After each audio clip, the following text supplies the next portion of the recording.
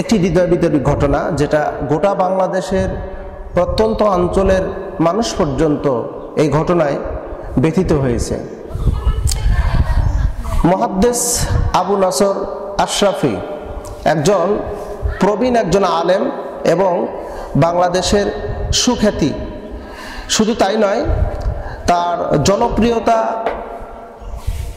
নিম্ন অঞ্চল একদম গোটা বাংলাদেশের প্রত্যন্ত অঞ্চল পর্যন্ত।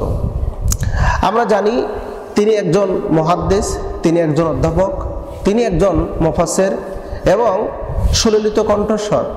এবং শুধু তাই নয়, তিনি সাংগঠনিক দিক দিয়ে বাংলাদেশ জামাত ইসলামের অন্যতম একজন নেতা।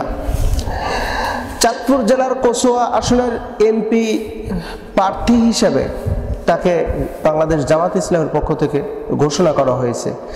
ঠিক আমরা লক্ষ্য করে দেখতে পারলাম যে সেখানে তিনি ঈদ পুনর্মিলনী অনুষ্ঠান উপলক্ষে তার নেতৃবৃন্দ এবং সুধীদেরকে নিয়ে একটা বক্তব্য দিচ্ছিলেন। আর এই বক্তব্যকে লক্ষ্য করে আবু নসর আশরাফির উপরে চরমভাবে বিএনপির এবং আওয়ামী লীগের কিছু ব্যক্তিরা একত্রিত হয়ে আবু নসর আশরাফিকে হামলা করেছে, তাকে আঘাত করেছে এবং তাদের টার্গেটটা ছিল ভিন্ন। আবু নসর আশরাফির উপরে ব্যাপকভাবে ক্ষিপ্ত ছিল। দোষ কি তার? কোন দোষে তাকে মারা হলো? আর আবু নসর আশরাফি একজন কোন মাপের একজন ব্যক্তি, তাকে তার গায়ে হাত তোলা মানে কি? আমরা লক্ষ্য করে দেখতে পাচ্ছি যে ওরা কিন্তু এই আগের যে ফ্যাসিস্ট স্বৈরাচার চলে গেছে, ওরা লম্বা একটা সময় বাংলাদেশের ওলামায়ে কেরামদের উপর নির্যাতন করেছে।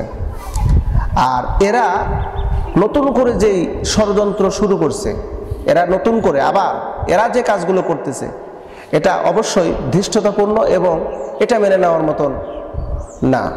এরা নতুন করে ওলামায়ে কেরামদের উপরে নির্যাতন শুরু করছে। আবু নসর আশরাফির কোন অপরাধে তাকে মারা হলো? সে কি বিএনপির কোন নেতাকর্মীদের বিরুদ্ধে উস্কানিমূলক বক্তব্য দিয়েছে বা তাদেরকে মারার জন্য কি হুকুম অধ্যাদেশ করেছে? এরকম কোনো কিছু হয়েছে না। বক্তব্যটা দিয়ে দিলাম, আপনারা দেখেন। এই বক্তব্যের ভিতরে আবু নসর আশরাফি না এখানে তাদের পক্ষে বিপক্ষে কোনো কথা বলেননি, বরং সে বাংলাদেশ জামাত ইসলামের এবং সে ইসলামকে প্রতিষ্ঠিত করতে যা যা করণীয় তার সুধীদের সামনে সেই কথাগুলো উপস্থাপন করতেছেন। তাহলে আবু নসর আশরাফিকে মেরে তারা কি বোঝালো?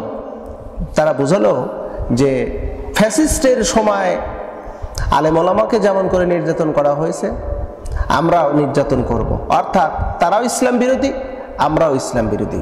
আরে ভাই, ইসলাম বিরোধী হওয়ার জন্য বেঈমান কাফেরের হওয়ার প্রয়োজন নাই। মুসলমানদের ঘরের ভিতরে তো ইসলাম বিরোধী। যারা ইসলামকে মেনে নিতে পারে না, ইসলামের কার্যকলাপ পছন্দ করে না, তারা ইসলাম বিরোধী। বা ওলামায়ে কেরামদের কার্যক্রম পছন্দ করে না, ওলামায়ে কেরামদের বিরোধিতা করে, তারাই তো ইসলাম বিরোধী। আবু নসর আশরাফিকে মেরে তারা প্রকাশ্য প্রমাণ করে দিল যে আদৌ তারা ইসলাম বিরোধী। ইসলামকে তারা মোটেও সহ্য করতে পারতেছে না। তো বাংলাদেশের সংখ্যায় গরিষ্ঠ মুসলমান, তো এই মুসলমান কি ইসলাম বিরোধীদেরকে আপনারা ক্ষমতায় বসাবেন? চেয়ারে বসাবেন ওদেরকে? ওদের হাতে ক্ষমতা দিবেন? যারা ক্ষমতায় যাওয়ার আগেই ওলামায়ে কেরামদের উপর যে পরিমাণ নির্যাতন শুরু করছে, যারা ক্ষমতায় যাওয়ার পূর্বেই টেন্ডারবাজি, চাঁদাবাজি, দখলদারি, যেভাবে এই সমস্ত অবৈধ কাজগুলো করতেছে, ক্ষমতায় যাওয়ার পরে এরা কি করবে? এরা কি করবে একটু লক্ষ্য করে দেখেন। এদের প্রত্যেকটা নেতা ভারসাম্যহীন বক্তব্য দিচ্ছে, যা বক্তব্যগুলো শুনলে মানে গালে হাত দিয়ে শয়তানও চিন্তা করে যে কয় কি। আমরা চাই না ওদের হাতে ক্ষমতা দিতে। আমরা চাই বাংলার জমিনটাকে সুন্দরভাবে সুন্দর ব্যক্তিদের হাতে তুলে দিতে, যারা দেশ এবং জাতির মঙ্গল চায়, যারা দেশের ভাবমূর্তি রক্ষা করে চলতে চায়, তাদের হাতেই এই দেশটা আমরা তুলে দিতে চাই। আমরা এমন কোনো নরপিশাচীদের হাতে আমরা দেশ তুলে দিতে চাই না।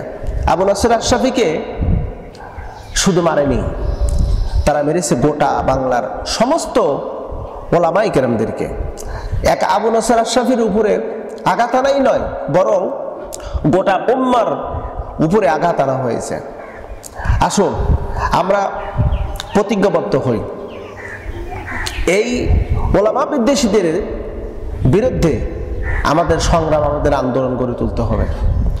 ওরা যেভাবে বাংলাদেশের প্রত্যন্ত অঞ্চল পর্যন্ত ইসলাম, ইমাম, ওলামায়ে কেরামদের উপর যেভাবে নির্যাতন শুরু করেছে, এটা আর মেনে নেওয়ার মতো না। আমরা এটাকে কঠিন হস্তক্ষেপ ধারণ করে এর বিরোধিতা করতে হবে। আমরা সকলেই এই ঘটনার তীব্র নিন্দা এবং প্রতিবাদ জ্ঞাপন করতেছি, এবং খুব দ্রুত এই যারা আবু নাসের আশরাফিকে মেরেছে তাদেরকে গ্রেপ্তার করে আইনের আওতায় এনে দৃষ্টান্তমূলক শাস্তি দেওয়ার ব্যবস্থা করা হোক। বাংলাদেশে কোনো ওলামায়ে কেরামদের উপর গায়ে হাত দেওয়া আমরা মেনে নেব না। ইনশাআল্লাহ আল্লাহ এই দেশটাকে, আলেমদেরকে তুমি সম্মানিত করো, আলেমদের হাতে রাষ্ট্র দিয়ে এই রাষ্ট্রের ভাবমূর্তি রক্ষা করার তৌফিক দান করো। আমিন।